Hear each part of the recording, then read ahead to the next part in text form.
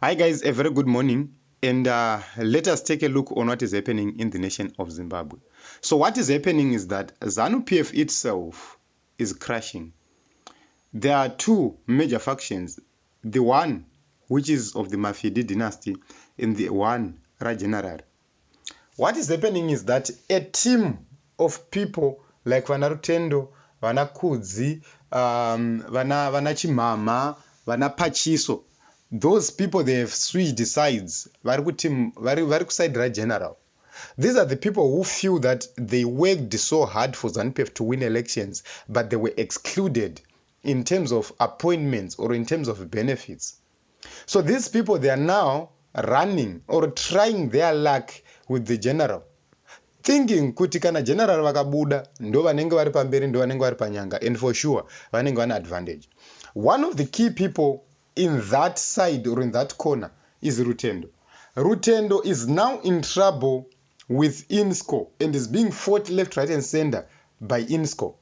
So if you go to South Africa, that is where this fight started, and they are now fighting him in Zimbabwe. That is home and away. So he's being gagged from South Africa. He's also being gagged from Zimbabwe, which means they want Rutendo to stop talking.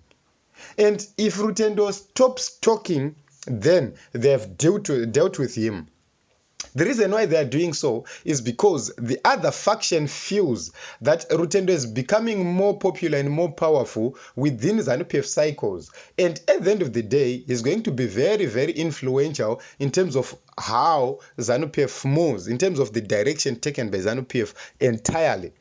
So they want his team to be silenced, and silenced for good. That is the reason why he is being gagged. And it's not only about silencing him. They want to slap him with a lot of costs, which is going to find it difficult to pay. One thing which is very important is they will keep his enablers in check to make sure that they do not pay the legal costs. So this is the trouble after trouble for these guys. And this is a clear indication that things are no longer working well within the ZANU-PF leaders. This is true. So you would see that what is really happening at this moment in time is frightening. Why?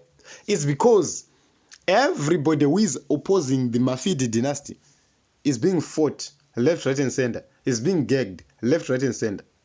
And it's happening. So expect to see fireworks happening.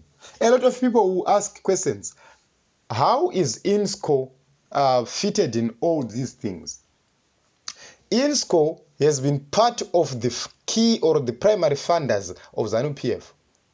Pane a time pakatombotengerwa ZANU-PF mota netimu irororo.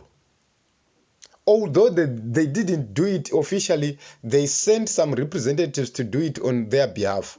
But they bought cars for ZANU-PF. These are the people who have created monopolies in Zimbabwe to an extent that they don't want a change in Zimbabwe, because they know that if other players come or if other players are allowed to participate in Zimbabwe, they are doomed. That is the reason why they are fighting Rutendo, because Rutendo is calling for more organic players to take part in Zimbabwean economy, not only Zimbabwe, and from the South African point of view, which means if he succeeds in South Africa and in Zimbabwe, INSCO will be done, because it will face a lot of competition. And because of those campaigns which will be made, because of the laws which will be put in place to make sure that GMO foods are not sold to the people, it will be difficult for INSCO to sustain itself, because they have been sustaining themselves through cheap products which are GMOs. So it's interesting to see these things happening.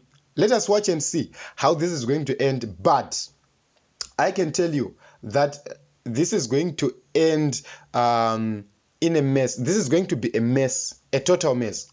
The major question is INSCO going to succeed to bar Rutendo from speaking on all platforms? There's a possibility. Will he continue to be more influential? We will see what is going to happen next. But it's game on. The fight has started.